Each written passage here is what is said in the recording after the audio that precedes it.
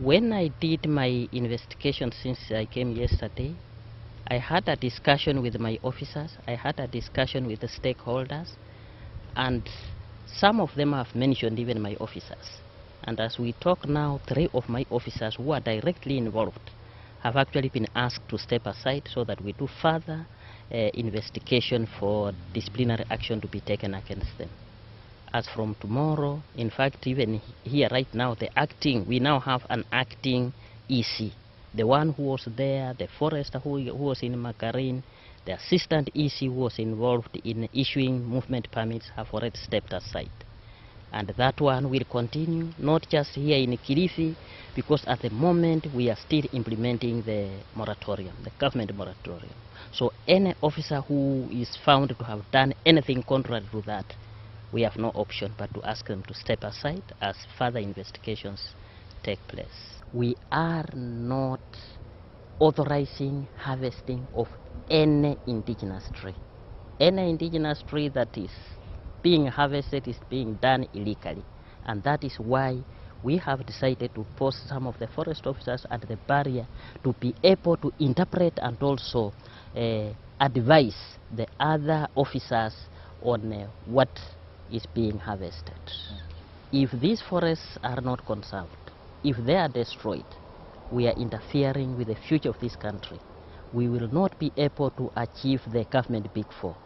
But there are other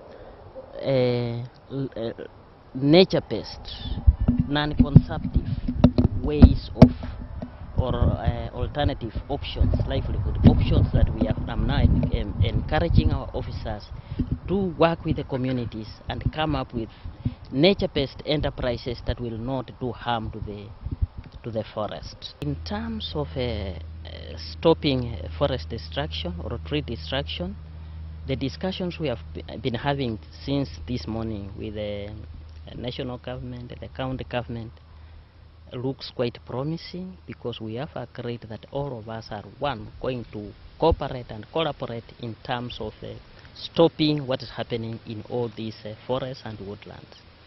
2, we have also agreed that those degraded parts of this forest, be it Arab Kosokoke, be it Dakatcha, whatever, we are going to embark on a serious restoration program, both the national government and the county government. We have to work together, and most of these forests, if left, if we don't allow those illegal activities, a number of them will just regenerate.